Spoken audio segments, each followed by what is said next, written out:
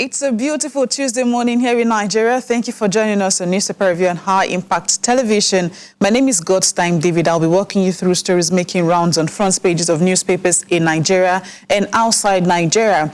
But for quite some time now, some stories have been making rounds, and that is insecurity. The story of insecurity is one that has been on for a very long time, and Nigerians are actually looking forward to good news regards insecurity in the country, as there was crisis yesterday in Osun State, and a mosque was attacked in Osun State yesterday. Also, we have stories and business news how that some flights have been grounded, some flights are yet to resume flights. That it's affecting most businesses, but according to reports, those are actually to reduce the spread of the new Delta variant of COVID-19. We also have the story still in business news, subsidy conversation, and that of smuggling. Report has it in the Punch newspaper that security agents and smugglers have worsened subsidy crisis. That is an allegation on or against Nigerian Customs Service. We'll bring you details of that story. But right about now, we have a guest joining us in the studio.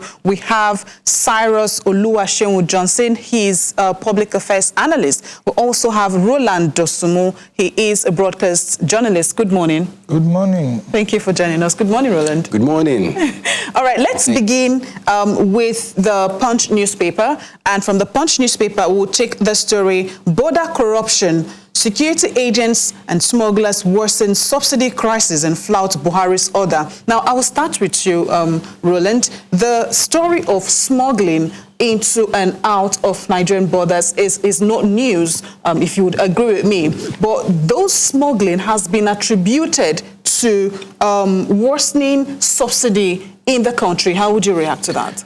Well, first and first, I would say that the security agencies are culpable because we all know that if we don't have good and motorable roads, vehicles won't move as smoothly as they should. Okay. And most of the vehicles that convey this petroleum product out of Nigeria need a very smooth motorable road where we have security agencies, you know, the Nigerian Customs, the Nigerian Immigration Service, and all of these agencies, you know, at our border post. They pass through these roads. And we also know, I've been to so many of these border posts across Ogun State, from Imeko to Idiroko and Seme. And I see the movement of these articulated trucks, you know, conveying petroleum products going out of our country. I was a witness at a site, you know, where these people, you know, dump the product in the bush. You understand?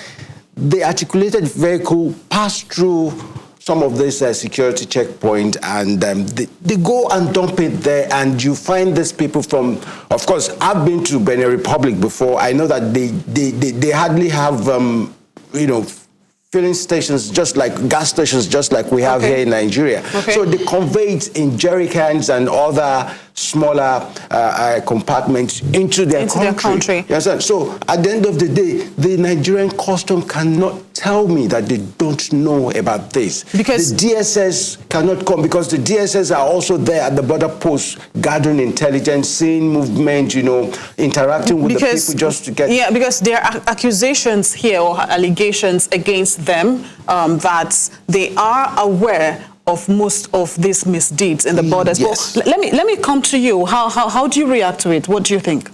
It's a normal thing. It's a normal thing in this country to see when there are laws like that. Some people will benefit, especially the law enforcement agents, because you can't violate any law without them knowing or what you are supposed to do. So instead of them to what if they are not aware? It's not possible that they are not aware. It's not possible. They are there. They are there in numbers. All of them are there in numbers. So, and like in the report, there are about 30 points, checking points there. So how would a smuggler pass through those 30? If you pass through the first one, you won't be able to the second, the third, and 30 for that matter. So there must have been ways that they pass through, and those ways, these security agencies, they know those routes, and they go and meet them there. The more they do that, the more money for them. Okay, I said what if they don't know, because I was actually referring to their bosses, because I attended a press conference, was on Friday, I attended a press conference, and NIMASA, NPA, they were all there. They were all actually talking about reducing crashes, and then they attributed it to most of these, like at the seaport, you need license to move. So somebody made a statement and accused most of the top officials of being involved. But let me move away from that very quickly, still talking about this border corruption. Now, what do you think can be done to curb it? Well, for me, I think what government should do is that all of the agencies should be responsible. Okay. If they are not held responsible or accountable for all of these acts of economic sabotage. Okay. You understand? Okay.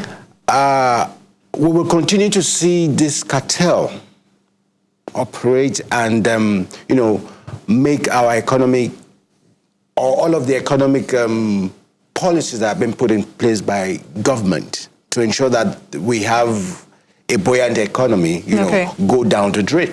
Okay, well, let me come to you. Do you agree with him? Obviously, but I think the onus of responsibility lies more with these security agencies for them to be able to, that's their job. They should protect the territorial borders of this country. And when systems are put in place to monitoring systems are put in place, I think it will be more effective. And if they are all responsible, it will be more, I think there will be positive impact. There will be sanity in the system. Okay, let's hope so. But let's move away from that story to another story. It's on insecurity. Something happened in Osun State yesterday. But before we talk about what happened in I'm directing this to you. Before we talk about what happened in Osun State yesterday, the conversation of insecurity has been on for a very long time, and it doesn't seem to be leaving the front burner anytime soon. There has been abductions. There has been kidnappings and the rest of that. Now, what do you think? Let me shift this focus away from the government for a minute. Let me shift it away from the security agencies, because there has been conversations of state policing as a means of trying to secure lives and properties. As individuals, what can we do? It's about intolerance. Okay.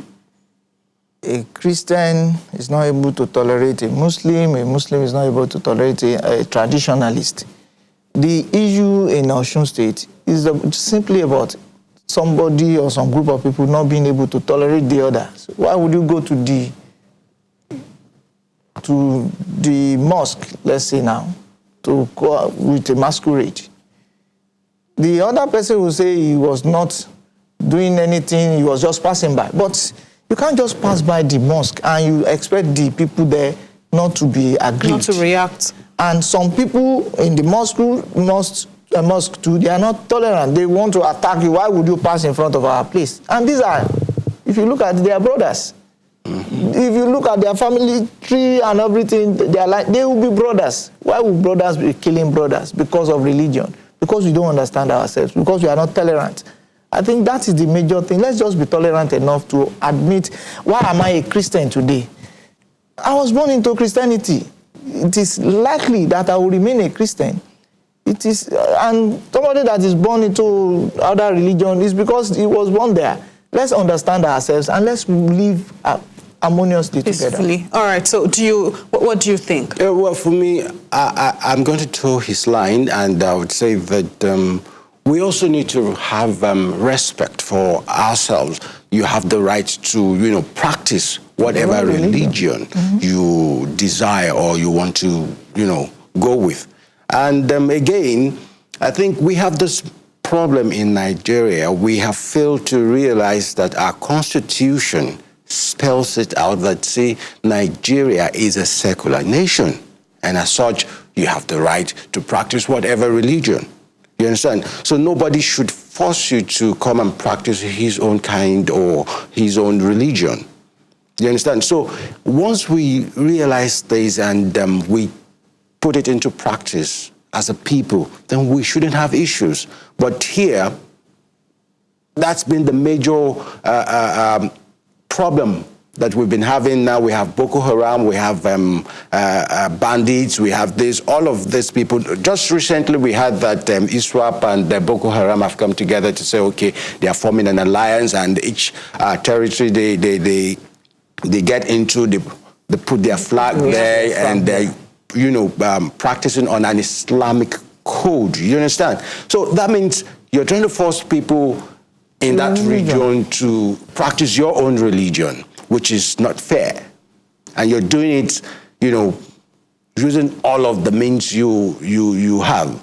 And that's going to, breach my right as a human.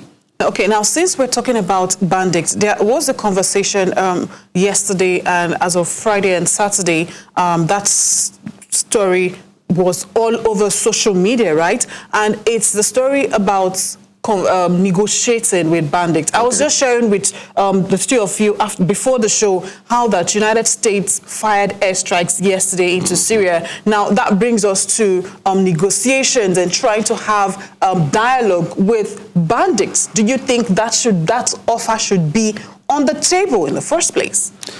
Well, for me, first, I would say that once you come up to say you want to negotiate with a terrorist group or bandits or kidnappers, you're indulging them. And I remember when Kaduna State Governor Nasir El-Rufai said he was not going to negotiate with bandits, and that he would deploy, the use of security, task force that's been put in place to, go after them. And a lot of people were like, no. And I said, see, definitely if we must deal with this group of people outrightly, then we should be ready to have collateral damages. Else, we will continue to indulge them, and we'll continue to see an increase in the number of people who are perpetrating this act, because it has become like a norm. A norm, not a norm alone, a means of making money. So a lot of people will want to go into it and make money off people. But okay, just hold that thought. Let me come to you. You're also familiar with the conversation of negotiating with bandits, and you've also seen how United States and other countries have addressed issues like this. What's your opinion? I do not support negotiation at all. When you negotiate with them, you are strengthening them, and you are making other people or other people to think that, okay, this is a way to go. And before you know it, another group will come up again and start doing all these things and say, okay, we want you to come and negotiate with us. And they are following some precedents. It has happened before. And some guys were rehabilitating them a lot. These people are supposed to be punished for what they have been doing. They have been killing people. And lives of people have been involved in this. So I don't think there is any reason whatsoever for us to be negotiating with them. Some people will fall casualties about this. There is no doubt. There is nothing we can do about it. Because even if you negotiate with them and they come out with their terms will be so stringent that you will not have any choice. negotiating with them is out of it.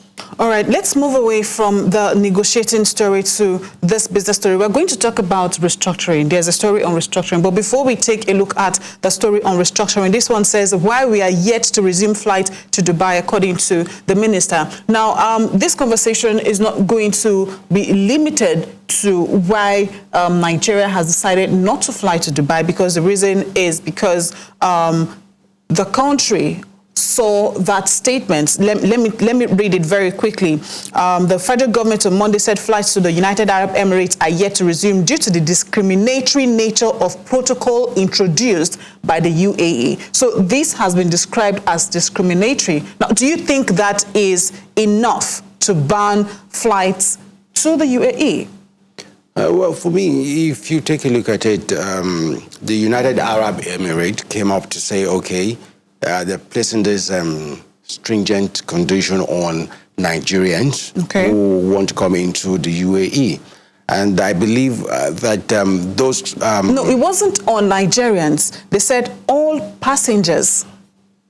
So it was not limited to Nigerians. Okay, all passengers across the world. Yes. So, but this statement, according to reports, was taken from this particular report. Let me read it directly. He explained that the UAE was insistent that all passengers intending to visit its country must use Emirates Airline or spend 2 weeks in the alternative carrier's country before gaining entrance to Dubai. So it means that it was not specific to Nigeria. Oh, okay. So if that be the case, or if that should be the case, I think UAE is not fair enough. And I believe that there is a body that's, I think that's the ICAO or something. They should come into play now and, try to make sure that they make the UAE, toe the line of agreed, terms and conditions. Because I am aware of the fact that for every airport and flight operation, there is a body that, controls the activities. And if UAE is coming out to say this is what they want, what about, yes, let's agree that in Nigeria, our national airline is down, but we've got other airlines operated by Nigerians that, go that route. And you're now trying to make sure that it's just your own national airline that, operates without, considering other airlines and the effect to have on their economy. And that's this economy, as far as I'm concerned. All right, let me move to you. How do you... I think what the Nigerian government has done is good. It's okay. We are protecting our sovereignty. The UAE cannot just impose on us the flight, and it is their own flight. It will be improving their own economy. What about our own economy? And you are saying that before I can come to the UAE, I must spend 2 weeks in, if I have taken, you are making it impossible. It's not just possible for me to go and spend 2 weeks where I don't have any plan, and I will spend more money. So for me to come to the UAE without using your home flight, I'll spend more money. It's not right. Okay, let's quickly wrap it up by taking the story on restructuring. The story on restructuring has been on the front burners for a very long time. And this is on the Punch newspapers. It says, restructuring bill. ACF puts northern legislatures on notice. I'll come to you first. Now, we've not had the conversation on restructuring, but what is your stance on restructuring? We don't have any, as it is, we don't have any choice than to restructure Nigeria. We do not have any choice. Any delay, we are just delaying. Anything aside from that is not it. We must restructure Nigeria. If we must be united, if you still want to remain as Nigeria, it must be restructured. So you almost mentioned unity. So some lawmakers came out to say that restructuring Nigeria would or might break the country, thereby killing the entire effort of trying to bring people together. So how do you think restructuring Nigeria would bring people together? I don't think so. I don't think it will break Nigeria. I have my my territory, we have the regions, and we all have what we are good at. We know how we can manage ourselves. If the unity, if one region believes that they are superior to the other, we can't work together like that. Let everybody be independent under one umbrella. It is a federation, for God's sake. So let Nigeria be let there be true federalism. Okay. Let there be true federalism. That's it. All right. What's your take on it? Well, for me, restructuring is a must. Given the diverse agitations we have, from different ethnic groups, across the country called Nigeria, like Fela would say, contraption. You understand? So if we have agitations from diverse ethnic group, I think it is only proper for us to find a means of sitting down around a table and renegotiate the existence of Nigeria to be in consonance with my desire and every other ethnic grouping's desire to want to, okay, yes, let us continue to exist as Nigeria or not. And if we must exist as Nigeria, how do we exist moving forward? Yeah. Okay. You understand? So for me, anybody who is against negotiation or, restructuring is actually that person who wants Nigeria to break.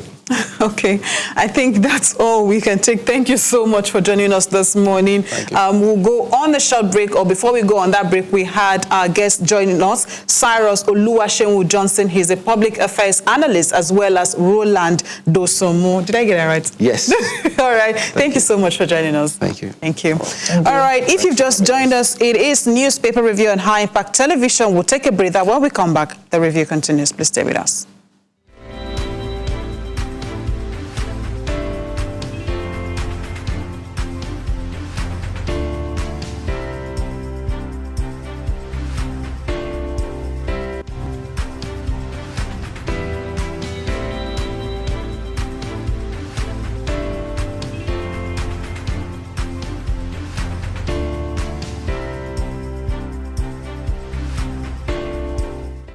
Thank you for joining us again on Newspaper Review on High Impact Television. Before we went on that break, we had our guests join us, and we also took stories on the Punch, Guardian, and Vanguard newspaper. That's as much we can take this morning on the review. Do well to join us at 3 p.m. and 9 p.m. to get details of the stories and other stories. I'd like to thank you for watching us, and of course, our guests, Oluwaseun Cyrus and Roland Dosomu, for joining us this morning. My name is God's Time David. Please remember to stay safe and have a great day. Bye-bye.